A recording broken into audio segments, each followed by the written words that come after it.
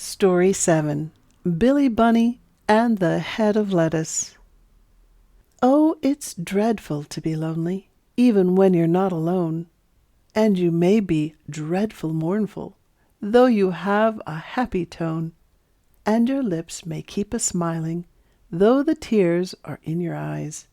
Have you never seen it raining when the sun is in the skies? If the one you want to be with isn't all the time with you, there is nothing that will make you feel anything but blue. And this was the way little Billy Bunny felt. You see, he hadn't seen his dear, kind Uncle Lucky for so long that the gold watch and chain which the old gentleman rabbit had given him needed winding. So, after the little rabbit had wound up the chain and put the watch back in his pocket, he started out to see his Uncle Mr. Lucky Left Hind Foot, who lived on Carrot Street, near Lettuce Avenue, Bunny Bridge, USA. Well, after Billy Bunny had hopped and then some more, he came to a crossroad, and the sign on the post said, 5,281.5 hops to Bunny Bridge. Well, I'm glad I'm on the right road, said the little rabbit. And he took half a hop so as to start out even, because he never did like fractions.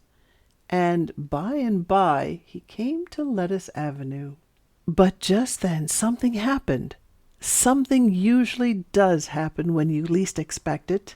And that's what's going to happen now, if my typewriter doesn't get balky and throw my hands off the keyboard.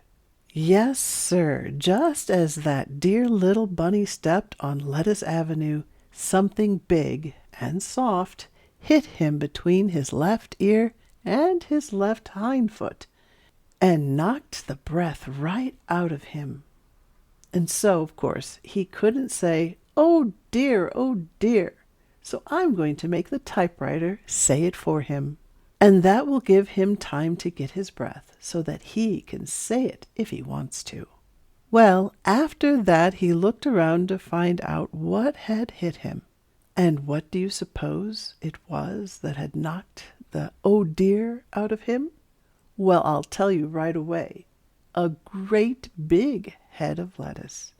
There it lay on the ground, so the little rabbit picked it up and was just going to put it in his knapsack for his Uncle Lucky, when a cross voice called out, "Don't you touch that lettuce, for it belongs to me, and I am going to take it home with me for tea."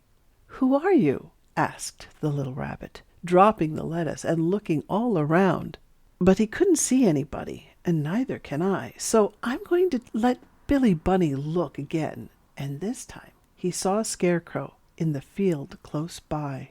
And if the old clothes man doesn't throw another head of lettuce and hit my typewriter so it won't talk to the paper, I'll tell you another story no, not tomorrow, on Friday.